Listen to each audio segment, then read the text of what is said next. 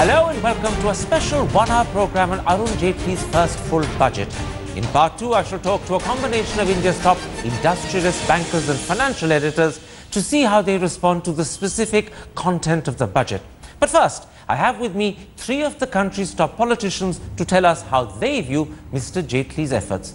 They are from the government, the Minister of Environment, Prakash Javadekar; from Congress, former Minister for Commerce and Industry and the Deputy Leader in the Rajya Sabha, Anand Sharma; and from the CPM, its Rajya Sabha Leader and Senior Politburo Member, Sitaram Yechuri. Gentlemen, let's begin with the big picture before we come to specifics and details. Prakash Javadekar, the Finance Minister began his speech by saying incremental change won't take us anywhere, we need a quantum jump. Tell me, what has he done in this budget that makes for a quantum jump? 3 things. First, devolution to the states. From last year's budget, more than 2 lakh crores have been given in excess of what were given to the states last year. This gives states the flexibility to have their priority worked out and plan according to their needs. Second, it's a very big step. Second, the determined action course against black money in the country and stashed away in foreign country is a step forward. Third and most important, not following the populist policies but give incentives to the savings, give productive subsidies and make the change in the very content of the budget. Instead of making it popular slogans, make it substantial changes. I think these are the 3 budgets. This is all about poor, this is all about farmers, this is all about deprived sections, and this is about giving, first time giving social security. The big idea, the jump is universal social security. Anand Sharma, let me put another view to you. The Finance Minister said, quoting The Economist magazine, this was India's chance to fly. But I noticed that many of the promises in the budget are actually things that he's postponed the delivery on. For instance, corporate tax, the reduction doesn't start till next year and it won't be completed for 4 more. The same is true of ease of doing business. The same is true of rationalization of subsidies, bankruptcy law, contract enforcement, direct tax regime. I put it to you, don't you get the feeling that this budget is a sort of post-dated check? That's exactly what I have said. It lacks vision. It lacks a roadmap. Even if they have a good intent, it's a missed opportunity. It's a disappointing budget. And let me also add that what Mr. Javadekar was saying, counting as the 3 first, those are laughable. Anybody who has read the Constitution of India and understanding the functioning of the Indian state, Article 280 makes it mandatory that the Finance Commission as constituted, which had to be within 2 years after the promulgation of the Indian Constitution, will make recommendations on the apportionment of the revenues, the taxes, between the centre and the states. So you're saying to claim credit is wrong. So what this government is claiming, Karan, that for the first time we are doing it, is shocking. The ignorance. Okay. And the deception, because this was the 14th Finance Commission. Quite right. And they were it was incumbent on them Finance to accept. Commission before that. No. Let's not get lost in the details of the Finance Commission. No, allow me to complete. No. Okay. Let me just complete that. All the previous 13 had made the recommendations. 14th was set up by the UPA government, and the terms of reference were also finalized by the UPA government. They made the acceptance of the recommendations happened under NDA. But Anand Sharma, let's be fair. The acceptance happened under the NDA. Okay, I take your point. I take your point. Let me all the 13 previously also. I take your point. Anand Sharma, let's not get lost in the details of the Finance Commission, because that is an interesting, but it's an additional item. Let's stick to the budget. Sitaram Yechuri, your view of budgets is fundamentally different to that of either Prakash Javadekar or that of Anand Sharma. So let me ask you, as a member of the Communist Party, a somewhat different question. From your standpoint, which is different to theirs, what is the big negative? Yeah, the big negative, as far as I can say it, Karan, is the following. You said that India is ready to fly. I think the Indian poor and the vast majority of our people must be prepared for a crash landing. Now, why do I say this is, this budget, you see, forget all the schemes, etc., that will take some time to implement and all that you have said. But look at the nitty-gritty of the budget. In sum, the budget has decreased direct taxes to the tune of 8,300 odd crores. It has increased indirect taxes to the tune of 23,000 odd crores, close to 24,000. Now, anybody will tell you direct taxes are relief for the rich who pay taxes, and indirect taxes are the burden on the vast majority of our people. As a result, what has happened is governmental revenues have fallen. There is a contraction of our economy. Whatever the Finance Commission said, everybody said, everything finally is determined by the total central tax pool collections and the total revenue of the government. The sharing is dependent on that revenue. Absolutely. If that revenue itself falls, and it's budgeted to fall, if I can come in and if the tax distribution is in favor of the rich, then what you're doing is actually widening income and wealth inequalities. Let me give Prakash Javadekar a chance to answer that. It is counterproductive for growth, because you are contracting domestic demand. Let me give Prakash Javadekar a chance to answer the key point you're making. What he's actually saying, Prakash Javadekar, is something that was said earlier today by Mr. Chidambaram as well, and it's been said by several others during the course of the afternoon, that your budget is pro-rich, anti-poor. It brings corporate tax down over 5 years from 30 to 25%, abolishes wealth tax, and GAAR is deferred. On the other hand, because you're increasing indirect taxes, you're actually ensuring that the poor, who can least afford it, have to pay higher and higher taxes without getting any relief. How do you counter that charge that you're pro-rich and anti-poor? Now I will use Anand Sharma's term laughable to Chidambaram's argument, because Anand is in a habit of denigrating his colleagues, like using such adverbs. But I don't do that. The point here is I am talking to Javadekar. 1 minute. And he did not make snide remarks. No, but I am talking about you. No, please, Mr. Javadekar. I am talking about you, and you have to listen now. I am talking about you. It is pitiable that your understanding of economics is so meager that you don't understand that wealth tax, which was generating 1,000 crore, 1,000 crore has been taken off. No, you know, Mr. Chidambaram, I am the one. Laughing stock. Who is the anchor? I never talked. Who is the anchor? I'll give you a chance to counter Prakash Javadekar in a moment. Let Javadekar Sahab finish, and then I'll come to Mr. Sharma. Go ahead, Mr. Javadekar. Finish. Please, please. I never talked anything like that. Because Mr. Javadekar. Karan Thapar. Mr. Javadekar. Mr. Sharma, why don't we let Mr. Javadekar finish? Then you come back. If you talk one by one, the audience will hear both of you. Karan, you must correct him. Well, He has a right. He has a right to make a comment about Mr. No, he has a right, but Chidambaram. he's saying exactly the opposite to what I said. He used your words to criticize Chidambaram. He didn't say you were criticizing Chidambaram. No, he used your language to criticize Chidambaram. I never criticized Chidambaram. Gentlemen, he didn't say you did either. Mr. Sharma, we're getting sidetracked by something that's irrelevant. Can you talk something more substantive? Can I let Mr. Javadekar answer? Mr. Javadekar, go ahead. Yes. Answer the charge that yours is a pro-rich, anti-poor budget. Wait 1 minute. This is absolutely canard because 1,000 crores of collection of wealth tax is forgone and 10,000 collection by 2% cess is levied. Is it a progressive state or a regressive state? Is it a bonus to the rich or taking away from rich? It's a simple mathematics. In one go he said it, but people want to confuse others. Second, more importantly, why he said 4 years and 5%? Because he said that he wants to give predictable policy and predictable tax regime for all those investing in India, Indians as well as foreign.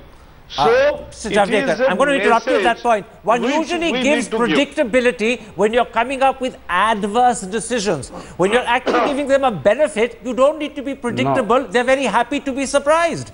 They would like and welcome that surprise. No. Karan. No, can I Mr. Sharma, I'll come to you in a moment's time. Let Mr. Javadekar answer. Can I? Mr. Sharma, let Mr. Javadekar answer and I'll come to you. It's only fair we let him speak. Yeah, just can I? I'll complete 1 minute. As far as my friend Sitaram is concerned, he says crash landing, but yesterday only Arun Jaitley and Prime Minister made it clear that crash landing happened because of their policies in West Bengal and Kerala for years together. But leave alone that. Contraction. No, Mr. Javadekar, answer one point at a time. You can't answer everything together and hog the airtime. Anand Sharma, I am telling contraction. He told contraction. Gentlemen, and let's be structured. Has happened let me explain one thing. Because of Congress legacy. Okay, let me bring in Mr. Sharma. I'll come to you in a moment's time, Mr. Yechury. Gentlemen, one at a time. Anand Sharma, let's take up that point made by Mr. Chidambaram today when he pointed out at a press conference that in fact in many areas where the poor benefit, in fact the allocation this time in the budget has gone down. Separately in the evening on Doordarshan, Arun Jaitley answered that criticism. He says the reason is very simple.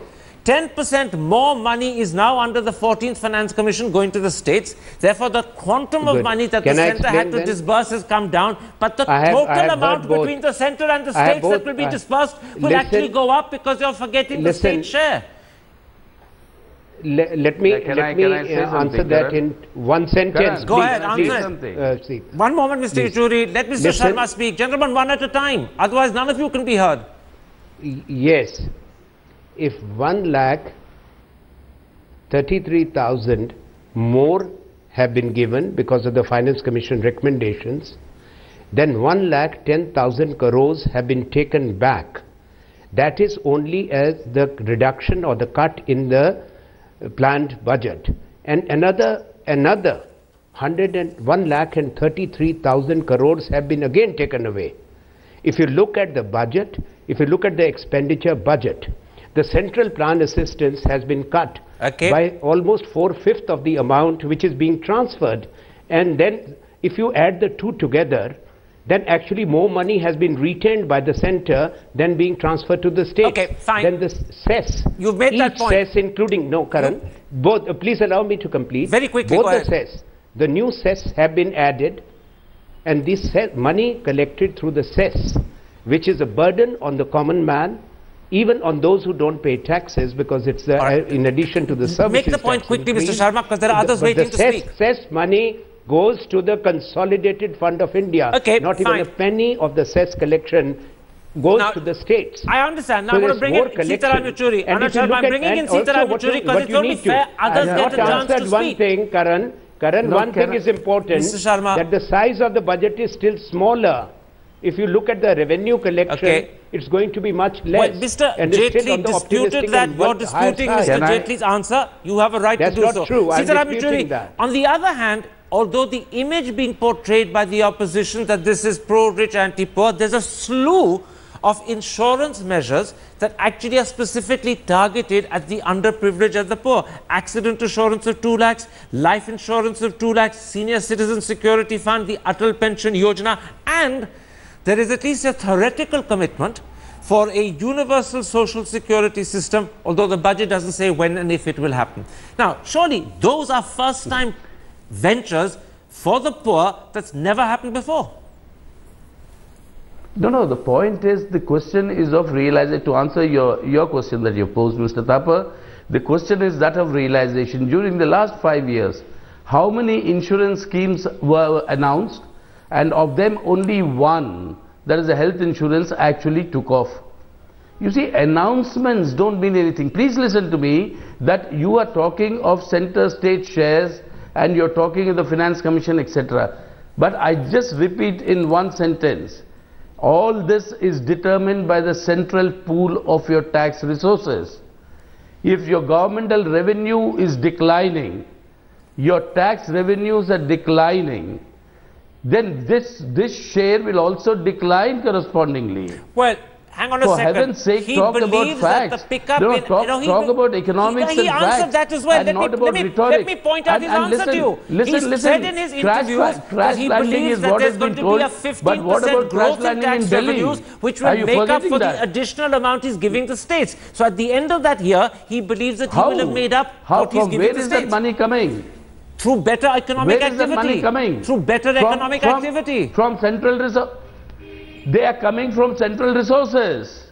They are coming from resources collected by the center. When there is a contraction of your economy, where is that money coming from? But the economy is going to grow, he says, between 8 and 8.4%. It's not contracting. It's going to be growing by between 8 and 8.4%. Your real governmental expenditures have contracted by 7%. It's not 0.4%, it's contracted by 7%. I gave you the explanation for that. I'm not going to repeat it. He says that's because, in fact, the share given to the states has gone up by 10% in an unprecedented way. Therefore, if you bear in mind the additional allocation the states will now be making alongside what he's doing in each of these areas, Can I answer your answer to put it again in a nutshell? Yes, go ahead, quickly. There is a shareable amount. That shareable amount is reducing. All right. Whatever your percentages may increase within that amount, the total amount is reducing. Okay, you made that point. Let's leave this as an issue for the audience to judge whether Mr. Jaitley's argument or yours is correct. Let me bring in Mr. Javadekar. I'm moving on. Let's bring in Mr. Javadekar on another issue. And this time, Mr. Javadekar, I'm going to point to something that Mr. Jaitley promised to do last time. That is, rationalize subsidies. In July, when he presented his first budget, he appointed a Bimal Jalan committee. He said that, in fact, in February, he would follow their recommendations. The first report of the Bimal Jalan committee was received some 6 weeks or 2 months ago. And yet, instead of following it and rationalizing subsidies, all he's done is to repeat the commitment to do so, and add to it this time a desire to make subsidies better targeted by use of DBT and by use of Jan Dhan Yojana banks and the mobile phone. But the actual reduction in subsidies hasn't happened. So why? Why has he turned his back on a commitment he made in July? No, he has not gone back on the committee, because the central theme again comes from that revenue collection has been less than last year, because, or what was expected this year, it is less because this is the legacy we inherit. A complete negative investment cycle and atmosphere results ultimately in this. We have revived the atmosphere, and next year you will see complete buoyancy all over. And the Bimal Jalan committee made recommendations. We don't know what they are, but they are not being followed or implemented. Why? 1 minute. You gave a commitment, you wrote, now you've forgotten it. Jaitley ji has given 2 sets. Jaitley ji has given 2 sets. One full commitment and one expected buoyancy, in which case we are committing this additional amount. So he has already provided for that. No, he's made no commitment about reducing subsidies. His subsidies, with the exception of what's gone on petrol because of the petrol price coming down, is the same. No expenditure. 1 minute. As far as subsidies is concerned, it is very simple. We want to effectively target it better, deliver it 100%, and make it more effective, productive. Which is what you promised last year in July. You're repeating the promise again without fulfilling it. You're proving my point. Let me come to the question of ease of business with you, Anand Sharma. That is something that the minister was promising last year. This year, he's made the same promise again. He's only added that there will be an expert committee to prepare a draft legislation to replace multiple permissions with what he calls a regulatory mechanism. But that committee will take several months. The draft legislation will take several months more. Here is a promise being made that won't be delivered on for perhaps a year. And yet, it's something he should have done 9 months earlier. Why aren't you people pointing that out? Let me tell you. No, let me tell you, more important is, first, the ease of doing business in India has been an ongoing process and a challenge. And in fact, in the National Manufacturing Policy, which was cleared by the Cabinet in 2011, 25th of October, a single window mechanism for all the manufacturing cities, 16 of which clearly it hasn't worked. You heard Deepak Parekh criticizing the government for not having done ease of business. So let's not go back to the past to prove that Deepak Parekh is still right. Allow me to complete, Karan. No, don't cut me in between. The National Investment and Manufacturing Zones under the NMP, that has been done effectively. Second thing, what I was surprised, the Finance Minister saying in his speech that he just launched himself the e-biz platform, portal. Now I would like to, through you, inform the people of this country that the e-biz was conceived in the foreign trade policy announcement of 26th of August. But you're not answering my question, you're answering a question of your own devising. Please allow me. No, it's more important than answering you. You must know then, Karan, that it was launched finally. It was executed by the Infosys. In other words, you did everything Mr. Jaitley promised you to do, and you did it a lot earlier. Please allow me to complete. The institutional support came from the National Institute of Smart Governance. Pilot project completed in 2011. These details are actually irrelevant because they're part of history. They're not an answer to the question I put to you. 2013, the portal other than was to prove launched. That you wanted to do what he's doing. No, allow me to complete. No, allow me to complete. He said he launched it. I launched it in 2013 in Agra.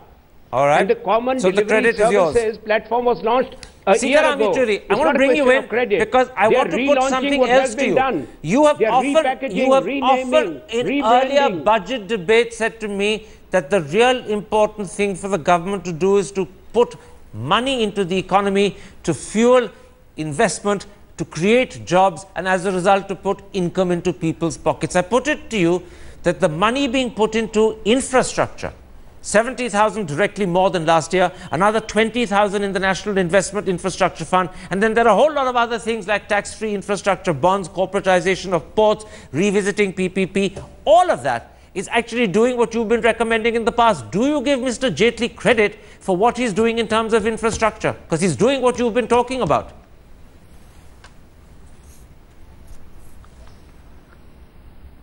Sitaram Yeechuri? Oh, you're asking me? Yes, absolutely, unless you changed your name. No, the point, Mr. Thapar, is to see that what all he's saying. He said many things 9 months ago, like you correctly pointed out. But what is the actual mechanics through which these are going to be implemented? You have to see them in direct allocation increases, no? Now, in every single sector, from rural development to every single social services sector, you find the allocations have been reduced. So mere rhetoric is not sufficient, Mr. Thapar. But this is not rhetoric. What is required is a budget. He's actually increasing expenditure in infrastructure by 70,000 more than last year, another 20,000, possibly 25 into the National Investment Infrastructure Fund. It's not rhetoric. This is real money. No, tell me in your budget documents under which head has it come? No, which head has it come? It comes under roads, it comes under railways. This has just been a declaration. No. On the roads, on the contrary, on the ports, you said corporatization. Let me then give Mr. Javadekar the last word to answer that. What you're saying, Sitaram Yeechuri, is that, Mr. Javadekar, what Mr. Yeechuri is saying is this is rhetoric. You haven't backed it up with actual provision in the statistics and the details. Has Mr. Jaitley made a commitment without backing it up? A quick answer. No. Yes, Jaitley has done it by balancing the growth needs and fiscal discipline. So he has lengthened fiscal discipline What target of 3% up to 3 years, but he has provided 40,000 immediately as a public investment in road, so that the public investment under which starts head? and then private Under which investment head? also picks Have you up. read the budget, Mr. Jabdekar? Now there are tenders. Please read the and expenditure nobody budget. coming for tenders. This is what is happening. All right, We have not read the budget. Point When where you are my asking speakers the are minister arguing who with has each not other read the again, When expenditure I am budget. speaking, why you are they're speaking? disputing I'm your sorry. claim. Has Why you are Mr. speaking? Jaitley Please actually tell- backed up his commitment or his claim to There's put in something called the 70,000 into expenditure budget, infrastructure Mr. more than last year Jabdekar. with actual allocations? Is it just rhetoric or is it based with actual money? We're going to have to end this particular discussion there. I'm going to apologize for the audience for the fact that we had the three politicians often quarreling with each other and talking over each other rather than making their own points. But that, I suppose, is inevitable when you have three opposition politicians and a government politicians together on budget day. They're never going to agree.